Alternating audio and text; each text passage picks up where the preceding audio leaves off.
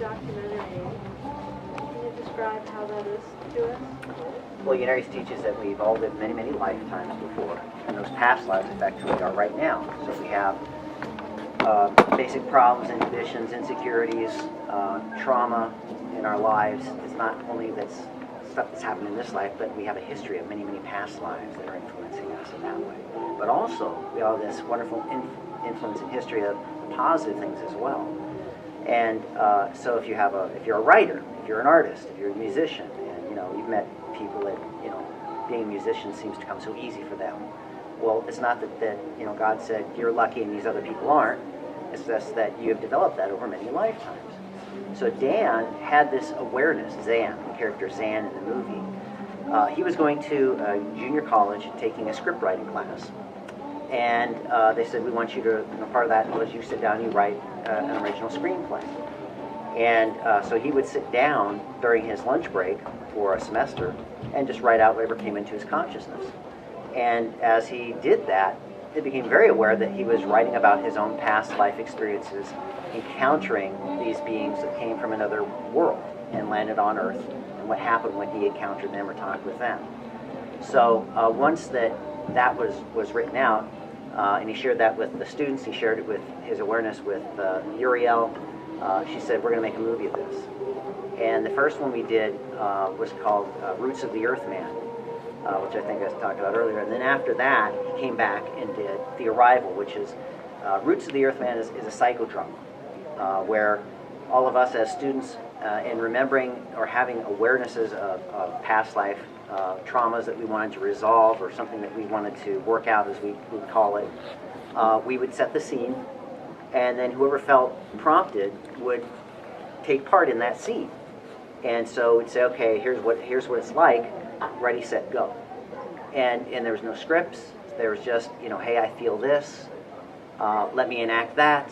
And then the other person said, well, you can do that, but then I'm going to do this. And it was just spontaneous. And Jody said this many years ago, and I really like that term. She said it's process filmmaking.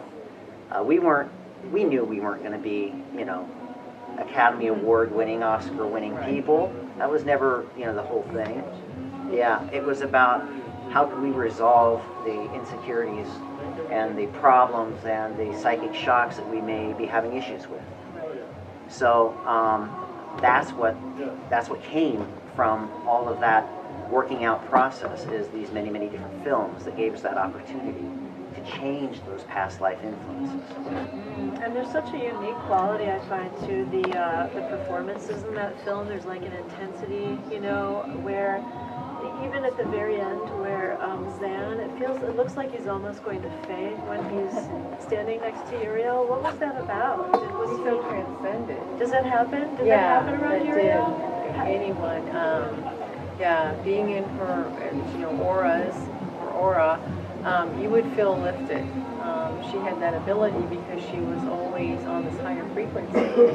Now, if you were in tune with your past, or if you were, involved with something very negative, you wouldn't feel it as much. But she had that ability because of her development. She could actually clear out obsessions, as what we call them, but you could see them as spurious frequencies, things that we pick up every day, these negative things that we're going around with. Some people call it monkey mind, and she could actually help that student to put it aside and then to feel that love and light from that higher self of the person, and then in tune with the higher spiritual beings.